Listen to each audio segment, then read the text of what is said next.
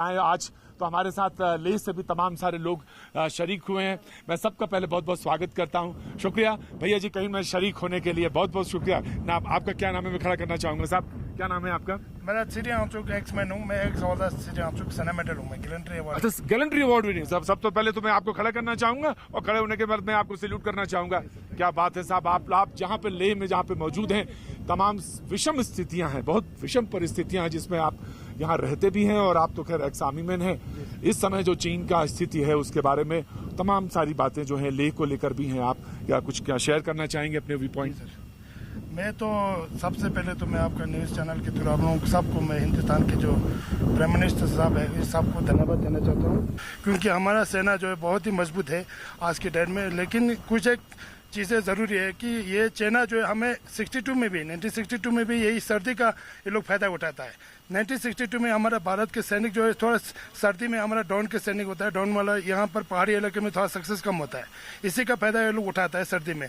तो हमें यही रिक्वेस्ट करता हूँ सरकार से, इनको जो है ना अभी से हमारे सैनिकों को यहाँ क्लाइमेट चेंज करके शूट करके या पहाड़ी इलाके में एकदम प्रैक्टिस करके रहना चाहिए, क्योंकि इनको कोई भरोसा नहीं, ये लोग सर्दी में ही अटैक करता है, हमेशा सर्दी में इनको अलाउड रहना। जी, एक बहुत इंपॉर्टेंट पॉइंट बताया कि मैं अपने जब सहयोगी संदीप बोल के पास जब जाऊंगा और मैं उनके पास जब बातचीत के सिलसिले को जोड़ूंगा तो मैं उनसे जानना चाहूंगा कि ये जो सर्दियां हैं जो आने वाली, इसको लेकर तमाम सारे स्पेकुलेशंस हैं, तमाम तरह की बातचीत भी है और ये बात कही जा रही है कि ये जो सर्दियां हैं ये बहुत स्ट्रेटेजिकली बड़ी इंपॉर्टेंट है। हम कहां पे पोजीशन करेंगे, क्योंकि अक्सर लेह में लोग कह देते हैं ये तो घोस्ट सिटी हो जाता है, एकदम यहाँ पे तो सब खाली हो जाता है। तो उन स्थितियों में, उन परिस्थितियों में कोई फायदा ना उठाए, ये बहुत महत्वपूर्ण। मैं आपका नाम जानना चाहता हूँ। जी, मेरा नाम कुंज संगो है। जी, पहले तो हम आपका स्वागत करते हैं बहुत बहुत। और कुछ कहना चाहती हैं इन सर्दियों में और खास तौर से चीन के संदर्भ में? हाँ जी, चीन का अभी जो अटैक हुआ, अभी थोड़ी दिन ही पहले ही किसी आर्मी का जहाँ पे बम ब्लास्ट हुआ था, उन्होंने अटैक किया है। इससे असर तो पड़ता है, हमारे पे असर पड़ता है, मेंटली असर पड़ता है।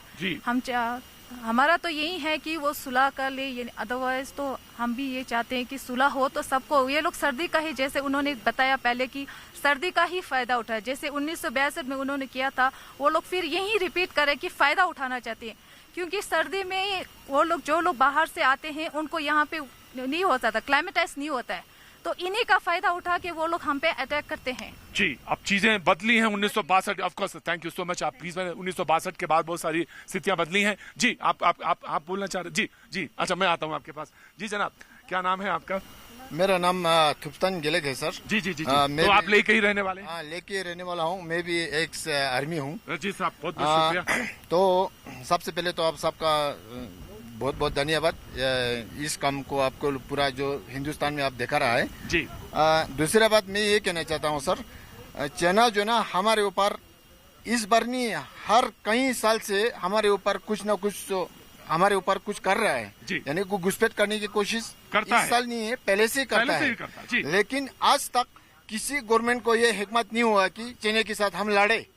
तो हम ये मोदी साहब से ये रिक्वेस्ट करना चाहता हूं कि अगर वो ठीक तरीके से सुधारे तो अच्छा है, नहीं सुधारा तो उनको जो ना ईंट का जवाब पत्थर से जरूर देना चाहिए। क्या बात है। और ये वो लोग हैं, ये वो लोग शहरी हैं। ऑफकोर्स मैं आपके कंसर्न को भी सर माथे रखता हूं। जब आपने ये कहा कि जरूर परेशानी होती है, एक महिला होने के नाते एक बच्चों परिवार का तमाम सारा हिस्सा जुड़ा होता है तो सोचता है, लेकिन जब फौजी यहाँ पे मौजूद हो और जिस तरह की बातें हो, ये वो लोग हैं जो तमाम शहरी हैं जो जुड़े हुए हैं और ये कहते हैं कि नहीं साहब, इस बार अगर चीन को जवाब दिया जाए तो ऐसा दिया जाए कि मुंह तोड़ जवाब दिया जाए। तो ये एक अपने आप में एक सबक होता है, अपने आप में सबक होता है।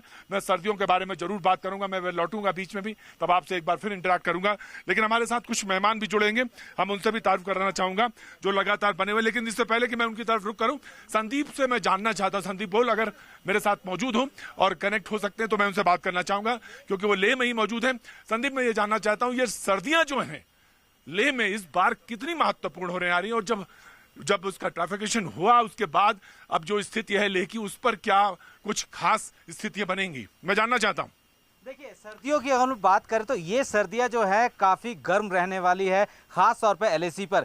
जैसे आपने पहले भी कहा कि ये पूरा इलाका जो है, लेह टाउन जो है, ये सर्दियों में पूरी तरीके से घोस्ट टाउन में बदल जाता है। यानी कि यहाँ पे लोग जो है सर्दियों में यहाँ से चले जाते हैं। कुछ लोग जो है वो चंडीगढ़ शिफ्ट हो जाते हैं, कुछ लोग जो है वो लोग जम्मू चले जाते हैं, कुछ दिल्ली चले जाते हैं। अमूमन ये पूरा इलाका खाली होता है। यहाँ सिर्फ और सिर्फ आर्मी जो है वही ऑपरेट करती है, आर्मी ही यहाँ पे रहती है 12 महीने। लेकिन इस बार चूंकि इस बार यूटी बनने के बाद से जो यहाँ की जो लेफ्टिनेंट गवर्नर है, उन्होंने सीधे तौर पर ये कहा कि इस बार सर्दियों में भी लोगों को रखा जाएगा। यानी कि जो कनेक्ट जो है सर्दियों में टूटता है वो अब टूटने नहीं दिया जाएगा। डेवलपमेंट वर्क सर्दियों में भी चालू रहेगा। बहुत महत्वपूर्ण बात है। और ये खास तौर से जब अगर बात हो रही हो, लेह में मौजूद हो, हवा बहुत तेज हो और सूरज चमक रहा हो, और ऐसे में ये बात की इस बार ऐसा नहीं होगा, हम बराबर कनेक्ट बराबर रखेंगे और जुड़े रहेंगे। ये बहुत महत्वपूर्ण है हिस्सा। मैं अपने मेहमानों की तरफ रुख करना चाहूंगा। हमारे साथ जो आज बीजेपी का पक्ष रखने के लिए मौजूद रहेंगी अनिला सिंह हैं। बहुत बहुत शुक्रिया अनिला हमारे साथ जुड़ने के लिए। राधिका खेड़ा कांग्रेस का पक्ष रखेंगे हमारे साथ। बहुत बहुत शुक्रिया राधिका। अनुराग भदौरिया समाजवादी पार्टी से हमारे साथ लखनऊ से जुड़ रहे हैं। बहुत बहुत शुक्रिया अनुराग। कर्नल रिटायर्ड दानवीर सिंह रक्षा विशेषज्ञ हमारे साथ इस पूरे चर्चा में जुड़ेंगे। बहुत बहुत शुक्रिया, थैंक यू कर्नल। निगत अब्बास राजनीतिक विशेषज्ञ हमारे साथ लगातार बने रहेंगे, और संदीप बोल हमारे जो सहयोगी हैं लगातार आपको ले से अपडेट देते रहेंगे। तमाम सारे वो लेक के जो लोग रहने वाले हैं वो जुड़े हुए हैं। सबसे पहले कर्नल दानवीर सिंह मैं आपके पास रुक करना चाहूंगा।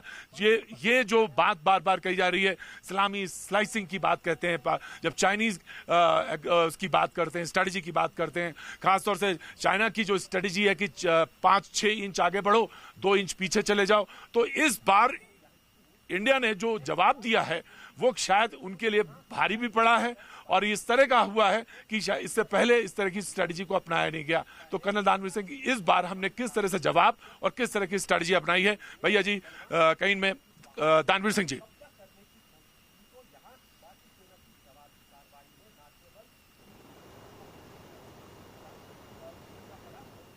कार्रवाई 29 तारीख की हुई है, बहुत अहम है।